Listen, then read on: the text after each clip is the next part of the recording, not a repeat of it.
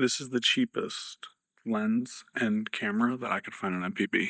Welcome back, everyone. Again, so this started as a little quest where I was like, let me go find the cheapest camera setup that I can find. So I went to mpb.com, started browsing, and I was like, you know what? Let me look into Micro Four Thirds. Heard good things, heard bad things, heard small things.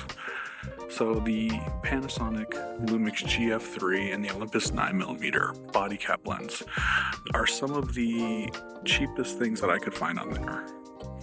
This setup with a battery, a charger, was around $130. But the question I want to know was that, yeah, I can buy a cheap camera, but is it worth it?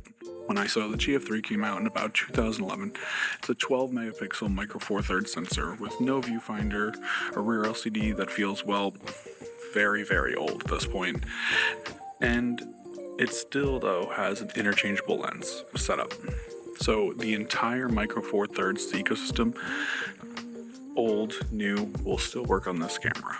So the Olympus 9mm, it is very small, very compact, very tiny. It's a fixed f-point aperture, fisheye. It's just a fun lens to have, and it just stays in the camera because it makes that setup so much smaller. So the thing is about using a setup like this is you're forced to work within the limitations that you have.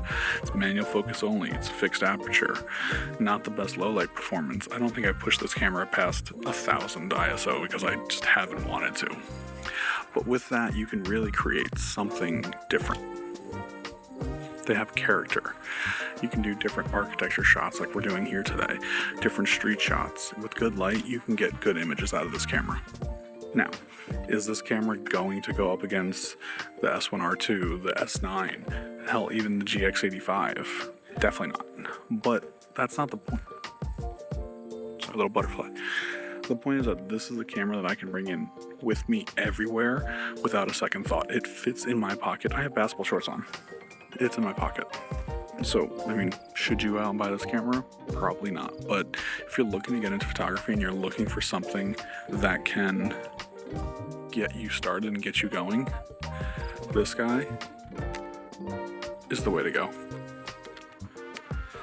Alright, so tell me what your favorite combination is for your smallest go-to camera setup, and if you're looking into getting a little GF3 like this. I'll see you guys in the next one, alright? Peace.